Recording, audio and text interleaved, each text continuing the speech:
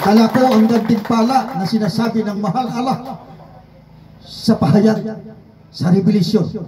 Paano ko ibibigay sa inyo? Hadlang ang mga unggoy na yan. Ay kapag hinagis ko, sila ang sumasalo. Nangunawaan nyo. Ngayon, may panahon na sila magsisipak. Hindi. Lahat yan, maghiwalay ang ulo nila at pati kamay nila sa katawan nila. Dahil ang batas na ipatupad ko sa Pilipinas, pugot ulo, pugot kamay. Dahil ang ulo mastermind, ang kamay ang gumagawa. Tanggalin natin yan. Salamat sa inyo lahat. Okay. Alakbar. Si Maas po ay pupunta siya ng 19. Advance na po kami na magmi-meeting kasama po si Prince, ako. Mga 7 lang po kami kasama ang ilang mga general. Advance na po kami mapunta doon ni Maas. Kailan si Maas? Si Maas po ako ang doktor niya hanggang ngayon. So sila matalik na magkaibigan. Kaya pupunta siya para advance na kami na magmi-meeting.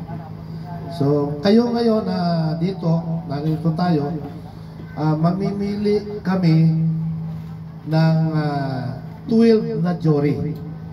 Ibig sabihin, 12 na jury napapalo po yan sa Judge Pihaw. Kasi po ang Judge Pihaw, ang unang litra po ay hukom. Judge. Di ba? Judge, hukom, juries. So ano yung ibig sabihin yan?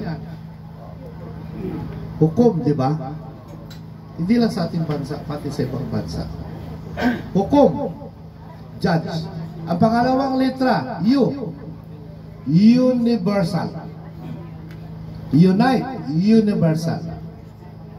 At ang pangatlong litra ay D. Divine, from the heaven. Ito'y kalooban ni Allah. Ang pang-apat ay G.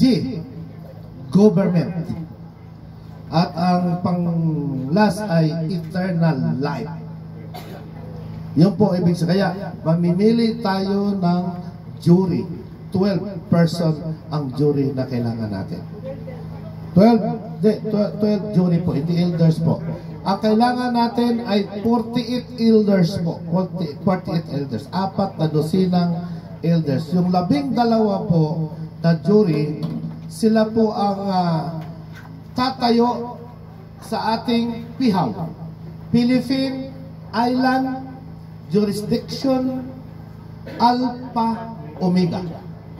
Para maintindihan niyo po. At Indre, igalang natin ang ating tagapagligtas ng buhay. Tapos, Mores, General Mores. Yun po ang kanunuan nila. At pagkatapos, ay ang Davis Dab.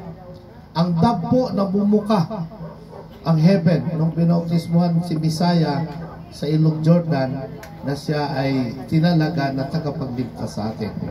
At ang last na Dab po, yung kalapati na pinakawalan ni Noah sa ating ninunong si Noah, na ibig sabihin, mayroong magandang nagawa ang Dab.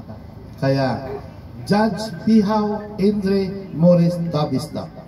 Siya po yun, noong 1967, ginana po yan. Siya namili ng G7.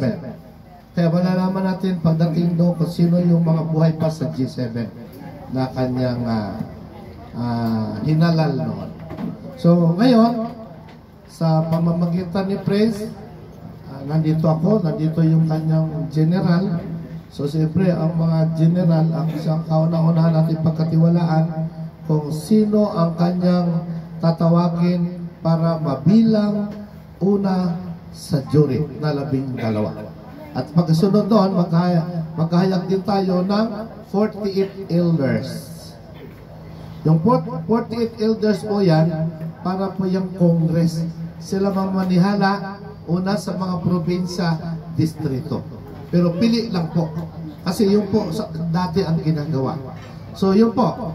Ngayon, ang gagawin natin, tawagin natin si General Talim, siya ang chief and command natin, para tawagin ang mga tao na kanyang napupusuan. na magiging jury. Kasama naman tayo dito lahat. At mamaya magsasuggest din kami ng mga elders, kasama si Prince, pero unahin natin si General Alim.